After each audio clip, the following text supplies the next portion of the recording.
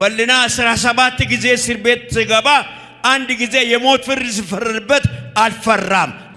አማ የሮን ከሰ ጅሩ ሁኒ የሮ ረክናፊ የሮ ጨውሳት የሮ ረክና የሮ ጨውሳት የችግር የሽግግር ጀደምት ጀረኩን ገርገርጭተኒ ዮ ጀደኒ ወጋ ቶኮ ቦደኑይ ወጋ ኢሳ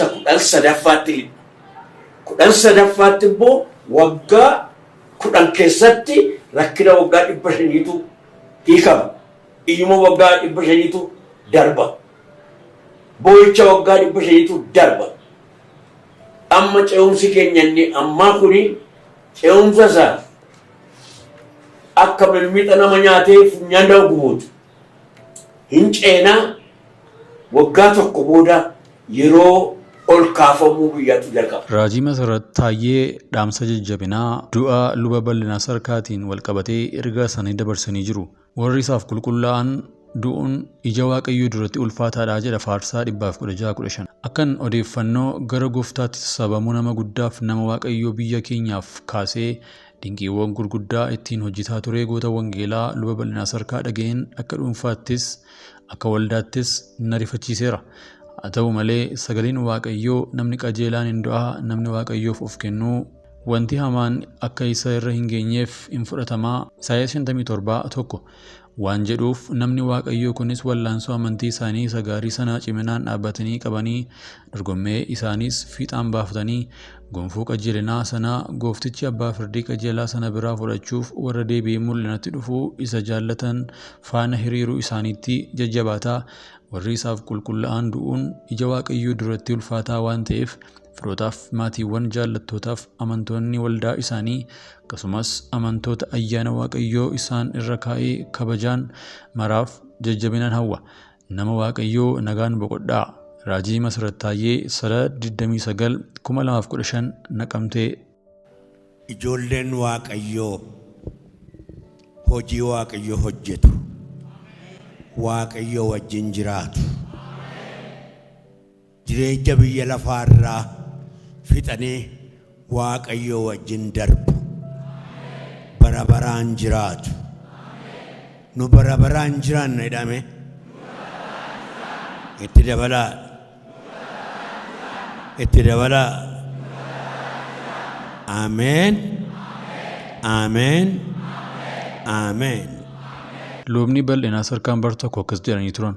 Ani duraan waa'ee Oromoof Oromiyaa malee waa'ee Itoophiyaa kadhadhee hin beeku.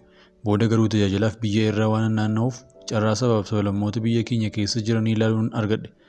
Amma na argettis rakkoon Oromiyaaf Oromoo keessa jiru sabaaf naannoo biraa keessa akka jiru nan hubadhe. Cunqursaan hiyyummaan gabrummaan rakkinni muddamnii fi dhiphinni waan uummattoonni Itoophiyaa keessa jiran walqixa qooddatan ta'utti naaf gale. Kana irraa ka'een mata duree kadhata koo jijjiiree waa'ee biyya keenyaa kadhachuu eegale. Utuma ta'es biyyi kun Itoophiyaan jechuudha kan keenya yookaan kan kushootaati.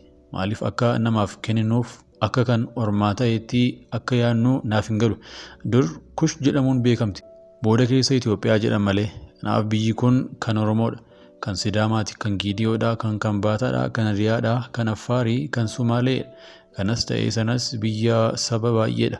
Biyya hundaa keenyaati.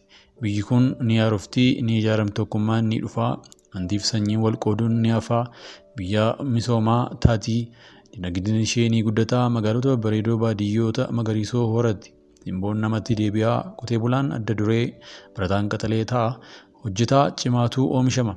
Biyya kanaaf bari'aa adeema. Dukkanni irraa sokkaa ni urgooftii, warra biyya alaa ni hawwattii, ija addunyaa as galagalaa waan hundi ni darba. Binni gooliinaa lolli ni hafaa. Biyya nagaaf gammachuun keessa jiraatan ni taati jedhanii lubni bal'inaa sarkaan. Biyya keenyaaf ammayyuu abdiin jira. Kanaafis nuyi matuma abdiin kutannu. Nuyi gara wanta ijaan hin argamne ilaalla malee gara wanta ijaan argamu hin ilaallu. Wanti ijaan argamu yeroo dhumaaf ta'a. Wanti ijaan hin argamne kan bara baraati. Abdiin ijaan argamu immoo abdii miti. Namni waan ijaan arguu ni abdataare. Wanti ijaan hin argine yoo abdanne garuu obsaan ni eegganna. Ammas irra deebi'een jedhaa biyya keenyaaf abdiin jira.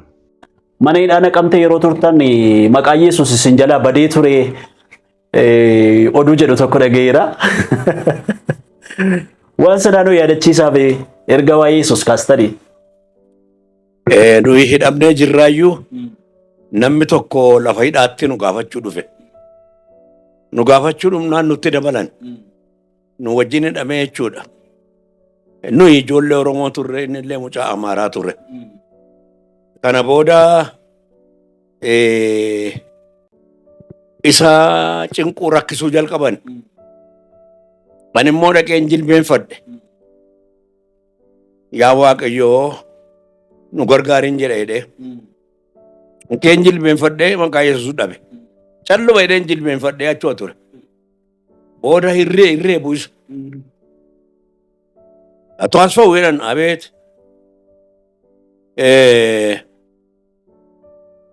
አሁን አንተ ምን ልትሰራ ነው የመጣኸው? ነገስ በእናንተ ህግ ነው የመጣሁት። ዘምር እስቲ እቴንጀለኔን አኔ መቃ ኢየሱስ በርባዴ ዳቤ waaqayyonis barbaadee dhabe hundumaa isaa hin raanfadhe jilbeenfadheera garuu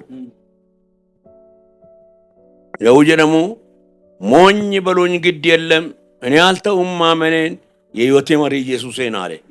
kana booda Yesuusin ayyaadadhe abiddiyyu dhufe waan adda addaa dhufe edheenan foon kootti farade kana ayyaadadhaati. Bar tokko konfiraansii biyya tokko deemtanii guyyaa guutuu mana fincaanii qotaa waltanii amantoota wajjin hidhanii mee waan sana nu yaadachiisa. Iddoo tokko miti iddoo 3-4 ta'a ciraa masaa lafa bakkee ati baatutu hin jiru. Caakkaa akaakiltii keessatti ta'uu sirreera akaakiltiinis mana irraa fagoodha. Amma gaafa naqee bakkeen naqee waldaa naanna'ee jedhu waa tokkoyyuu hin jiru. Manatti qabateera ta'ee ilaalu hin jiru. Mana keessa jira hidhee gaafannaan hin jiru. Eessatti bakkee baa ture naannee bakkee sanatti baadhaa ilaali. Kana booda jimaata namoonni yoo yaa'anii dhufaniin konfiraansiidhaaf. Muka dheeraatti gasmanaa kaa'an jedhe. Isattiin qofforrummoo naa kaa'an jedhe. Kana booda ani muka isa dheeraa kanaanii meetirii tokko asii achi, meetirii tokko asii achi, asii gad immoo gara meetirii 2 akka qonnun burtii godheen har'a konfiraansiin mana fincaanii qopheessuudha. Jimaata har'aa mana fincaanii qopheessinaa sanbata duraa fi sanbata guddaa konfiraansa gaggeessinan jedhe. Ishii jedhanii na bira taa'anii meetirii 2 qonnee muka isaa irratti ijaarree manni fincaanii iddoo sana ta'ee konfiraansii keenya jedhe sanbata duraa fi sanbata guddaa gaggeessinee gallee kun gara iddoo 4tti na mudate. Iddoo tokkotti immoo karaan isaa fagoodha waan nyaatiin oollatu deemnu. Lafa waan nyaatanis hin jiru waan nyaatiin oolle. Naa galgalatti gallee waxiin daaqqoo isa tam urgaa'u bira geenye waxii na dhufu jedhanii shinnaan pooppootti waxiin daaqqoo dhufe. Pooppoodhaan isa ijoollee irra teessu ta'uu isaan beeka malee isatti waxii baasan ta'uu isaan beeku achumaaniin na nyaadhu garaa keessaa ol nan dhufe. Deebisaa achiin jedhee isa baafnee gadi iddoo tokko geenye saanii fidaan jedhee saanii fidanii. Ollaadha argifattanii? Qabu. Qabu saanii maydhaniitu bitanii gabaadha. Oppo saanii maydhanii waan qulqulluu bayeetti kana bitan. Inni kun ijoolleetu bakkeetti ba'a fincaanitti fincaa'a. Inni kun waxiidhaaf qophaa'ee saabii kana waliin makinaa jedheen isaaniin immoo waa'ee pooppoo barsiiseen waa'ee saaniis barsiisee buna keenya nunnee nyaata keenya nyaannee qajeelle.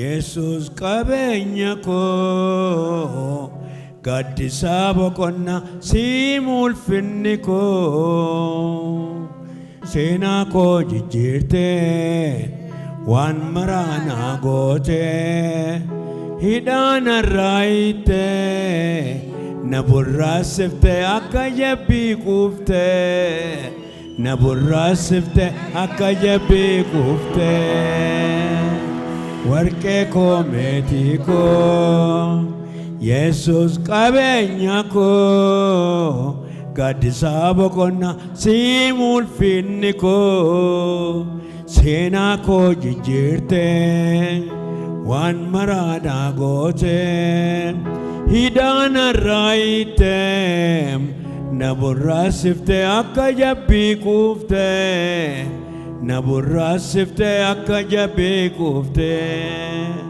maalin jedha kan kee ulfaatu malee maqaan kee ulfaatu malee maqaan kee